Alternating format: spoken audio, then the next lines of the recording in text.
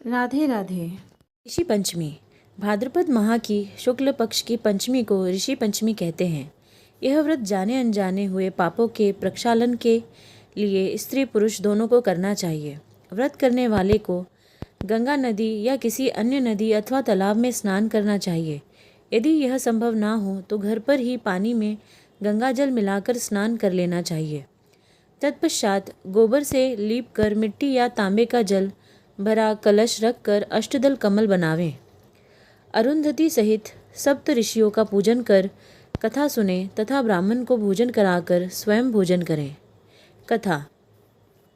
सीताश्व नाम के एक राजा ने एक बार ब्रह्मा जी से पूछा, पितामह, सब व्रतों में श्रेष्ठ और तुरंत फलदायक व्रत कौन सा है?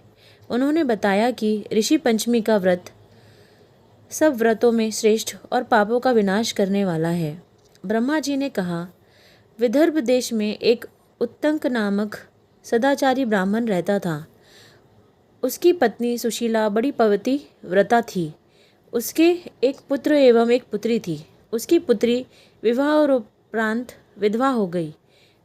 दुखी ब्राह्मण दंपति कन्या सहित गंगा तट पर कुटिया बनाकर रहने लगे।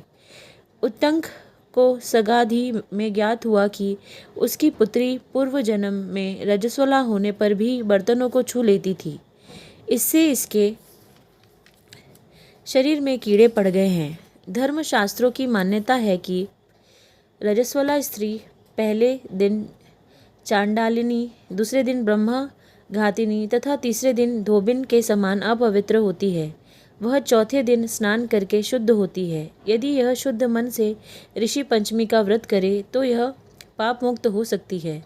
पिता की आज्ञा से उसकी पुत्री ने विधि पूर्वक ऋषि पंचमी का व्रत एवं पूजन किया। व्रत के प्रभाव से वह सारे दुखों से मुक्त हो गई।